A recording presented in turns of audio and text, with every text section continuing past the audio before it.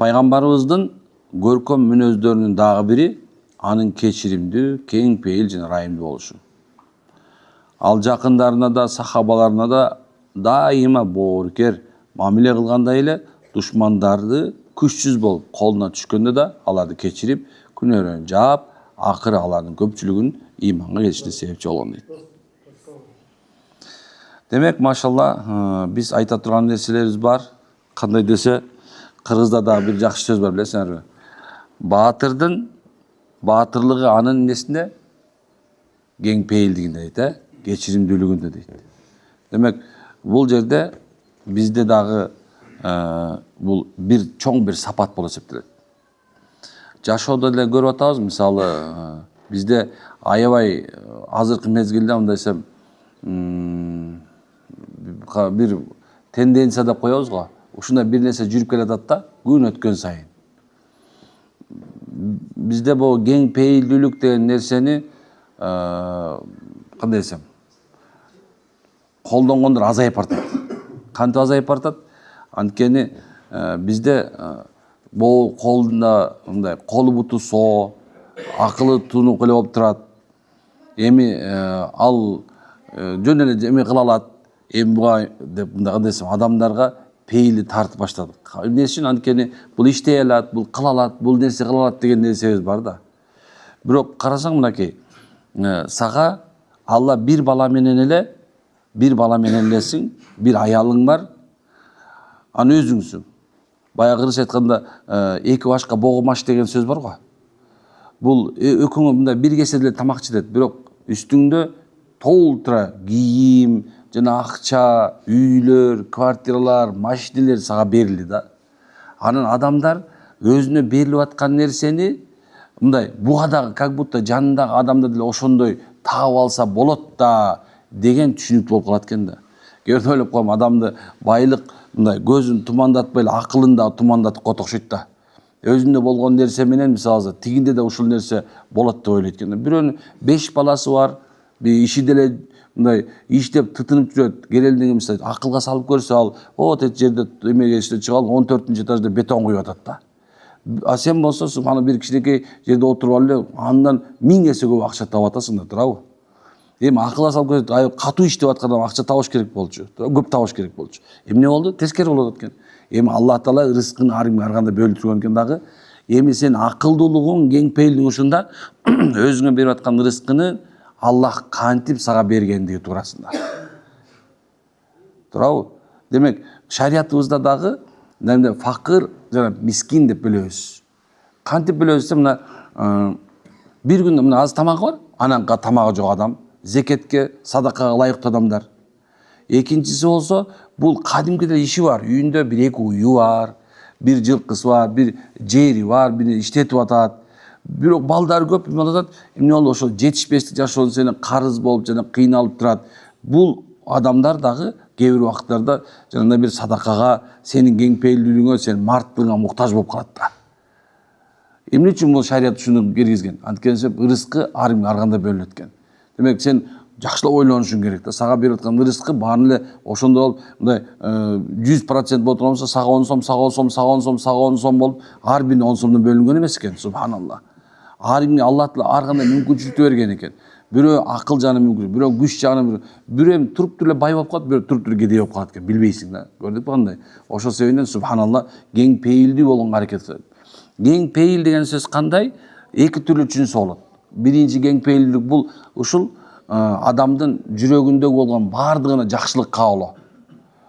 Экинчиси болсо, сенин колуңда болгон нерсени баарын таратып берип салуу деңгээлде мындай бир эми өзүм эмне эртең эмне жейм деген нерсеге көңүл бурбоо. Туурабы? Бирок шарият антип айткан жок. Зекет берсең 2,5% берди, садака берсең көңүлүңөн чыкканды бер деди. Карасаң. Демек, машалла, кең пейилдүүлүк бул адамдын бул ички дүйнөсүндөгү, анан ошол сага берилген мал менен дагы болот экен. Эми бул жерде пайгамбарыбызды айтсак, пайгамбарыбыз душмандарга дагы улуу бир окуя бар. Бул окуя абдан чоң үлгү бул. Илгери мисалы биз балдар менен мушташып кете турган болсок, жерге жыгылып калса, жаткан тепкенге болбойт деп кайрчубуз да. Ушундай бар беле? Эми эркекпиз да, субханалла. Анан эмне себептен деп койсом, мында кээ бирде ойлоп коем да. Бул биздин бу каныбыздачы илгертеден болуп келген нерсе, бирок азыркы видео оюндар жатканды деле өлтүрүп, мындай өлтүрүп атып, адамдарда ушу жатканды чапканга болбойт деген нерсе чыгып кетти деп ойлоп коем да. Бир эмени бу таңгала берем да, жанакыл жолдо аябай кырсык болгон да. Карасаң, 10 жакта өлүп жатат. Ич агар чууруп, баш тоголонуп кеткен. Карасаң, момундай тартып кетип баратат дагы, мынакей момундай жол кырсык болуптур. Бирок ошону карап тартуу деген эмне деген боякта нерсе болуш керек турабы? Жүрөк өлүп калыш керек да. Керебиз мында керек болсо, мүрзөнүн өлгөндөрүн мүрзөнүн жанына барып, кээде мында баскандан коркосуң. Эмне болуп кетет деп турабы? Бирок адамдар ошондон тартып атпайбы? Бул эмнени билгизет? Бул адамдар субханалла жүрөгүнүн башка адамдарга болгон катып калганын билет да. Ошол мындай аткан биринчи сенсация кылып, лайк басып, деп яна жазгандарды карашып, улам карап, охо, өлө тарттым депчи. Бул эмнени билгизет? Бул биз жүрөгүбүздүн катып, биз адамдарга мындай бир жада калса өзүбүз эмне болуп баратканын билбейбиз да. Пайгамбарыбыз Алланын каалоосу менен Алла жолуна чыкты. Анан бир жерде эс алуу туура келди. Сахабалар пайгамбардын четкерээк бир бактын көлөкөсүнө мындай үстүн жаап жакшынакай кылып жаткызып коюшту. Мына ошондо пайгамбарыбыздын аркасынан аңдып, мына бир момент болсо өлтүрөм деп аткан бир капыр, мушрик пайгамбардын жанына келип, пайгамбар кичине мындай бир мындай куш уйку деп коет го. Куш уйку. Аллах тааланын элчиси ушундай куш уйкуну жакшы көрөт эле. Негизи куш уйкуда өтө бир береке бар. Кай люляда мисалы азында пеш окударда бир 5 мүнөт уктап койсоңор, түнү бою такап жаткан болот да. Өзгөчө куш уйкуга көңүл бурган. Уктап кетти, караса бир мезгилде, бирок унутпагыла. Пайгамбар уктап атса да ойго болгон болчу. Ошол сенен пайгамбарыбыздын түшүнө келген нерсе, ал кадим ойго болгон акыбалындагы акыбал болуп эсептелет. Пайгамбардын мужизасы, пайгамбардын кереметтеринин бирөөсү ушул экен. Анан мушрик колунда кылычын алып туруп, пайгамбарга тагап туруп, "Эй Мухаммад" деди. Пайгамбар көзүн ачты да карады. Эми ачканда карагыла, "Эй, сен кимсиң" деп тура калган жок экен да. Мындай карап, "Ассаламу алейкум" деди. Күлүп турат. "Эй Мухаммад" деди. "Айт. Менин кылычыман сени ким сактайт?" "Аллах." Пайгамбарыбыздын жүрөгүндө Аллага болгон тоокелчилик, пайгамбардын Алла болгон толук ишеним оозунан чыккан Аллах деген сөз мушриктин колу титиреп туруп кылычы түшүп кетти. Пайгамбар акырын туруп, кылычты алып туруп, "Эми менин кылычыман сени ким сактайт" десе, "Эй Мухаммад, сенин кең пейилдүү, сенин мээримиң" деди. Карагандай. Сахабалар чуркап келди, чабыйды, "Жо тийбегиле" деди. Тигине байлап койгула, болду. Тишпегиле буга. Жакшы акылыңарды көрсөткүлө, жакшы нерсеңерди көрсөткүлө иншалла. Силердин жүргөн турмуңар исламыңарды көрүп, бул гайри исламга кабыл алсын деди. Караңыз кандай нерсе. Пайгамбарыбыздын кең пейилдиги ушу керек болсо душманга дагы аны өлтүрүп салса болчу, капырдын башындаса сооп алмак. Бирок бул пайгамбарга тиешеси жок нерсе. Пайгамбар адам өлтүрбөйт, туурабы? Пайгамбар адам өлтүрбөйт. Керек болсо качан пайгамбарды өлтүрөм деп жүргөн чоң капыр Меккенин мушриктеринен. Пайгамбар саллаллаху алейхи вассалам бир согуштардын биринде мындай найзаны алып туруп ыргытып койгондо шырт деп туруп бир денеси менен кесип кеткен экен. Мындай да, минтеле кесип кетти. Өлгөн жашты болгон жок. Бирок доңуздай, жанагындай бир атан-төө, мына мууздаган атка төөдөй кыйкырып жүрдү. "Эй, Абу Жахал өткөн, койчой, кичинекей царапина экен болсо, жок" дейт. "Мен оорумду сен сезбей атасың" дейт. "Мен оорумду сен сезбей атасың" дейт. "Эгерде сезгениңде, сен бул жерде турган баарыңар өлүп калмаксыңар" дейт. "Мен билгем" дейт. "Мухаммад мен сени кийин өлтүрөм дегенде эле" дейт. "Мен ушул нерсени күтүп жүргөм" дейт. Көрдүңүз кандай? Пайгамбардын бир оозунан чыккан өлтүрөм деген сөз эле эмне болду? Адамдардын жүрөгүнө ушунча чоң нерсе салган, оорчулук салган.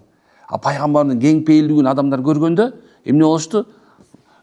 Рахат алып калышты. Пайгамбардан кайф кылып, ээрип калды, мороженое ээрип кетчү. Шоколадты күн коюп койсоң эрийт го. Пайгамбарды көргөн адамдар ушунча ээрип кетчү да. Эмне үчүн? Анткени Аллах айтат Куранда: "Эй Мухаммад, эгерде сен кең пейилдүү, жакшы мамилелүү, буларга жакшы мамиле кылбаганыңда" дейт, "булар сенин аркаңдан ээрчимең эмес" дейт.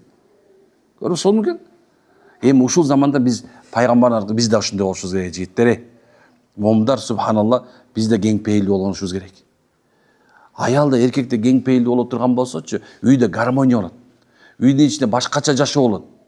Кечиримдүү, бесконфликтный кечирип коюп, карасаң аял зырласып, ай деп карап турсаң, музыка болот болот да. Мындай карап туруш керек да, мындай карап турсаң, эми байкуш алсыз, эч нерсе деле кыла албайт, эми тилинен башка эмне кылат? Мындай карап турсаң, күлкү келет бирөөсүндечи, сондай таңгышан карап мындай бар, опыт кылып көрсөң үйгө баргандачы, мындай башкача болот да. Эми сенин эркектигиңде, сенин чыныгы эркектигиң субханалла карап турсаң, токто катын деп эле отурсаң, өзүңө моторго мындай бензин куйбай отурсаң, мындай эмени зажигание ачпай турсаң, тиги бензин батты көрөт ал субханалла. Тем более же фит эмес, жанагы Матис алчы. Багында көп болсо бир 1000 сомго бензин кылат го. Бүт төнүп калат. Анан бир аздан кыйгыран, ыйлайт анан.